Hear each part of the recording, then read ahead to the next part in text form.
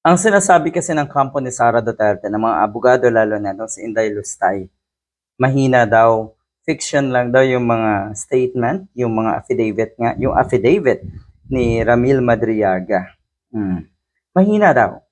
Mahina daw, walang basihan, gawa-gawang kwento daw ang mga pahayag na daw si Ramil Madriaga. Hmm. Magkaiba po ang sinasabi at ginagawa.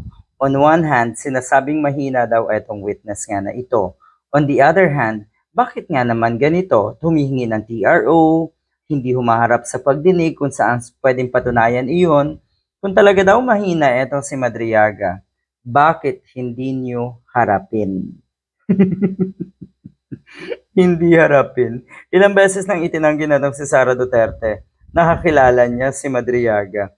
Sinungaling. Napakalaking sinungaling ng isang ito. Kung sinabi mo na lang kasing kakilala mo, sige. At kung merong akusasyon laban sa iyo, yun din ay sagutin mo. Pero doon pa lang sa basic na sinasabi mo na hindi kayo magkakilala, semplang ka na Sara Duterte. Kung sinasabi nilang sinungaling at weakest link si Madriaga, mas lalo nilang dapat harapin ang pagdinig para nga mapatunayan iyon. Pero hindi. Ang ginagawa nyo, gumagawa kayo ng paraan, humingi ng TRO sa Supreme Court, TRO sa isang korte sa Quezon City at kung ano-ano pa. Mahina pala, pero takot na takot kayo.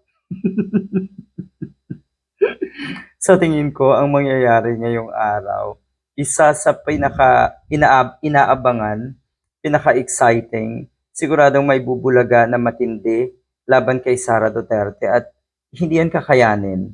Kaya nga eto at may plan B na raw etong kampo na etong mga Duterte. Si Baste na daw ang kanilang pambato sa 2028. Good luck.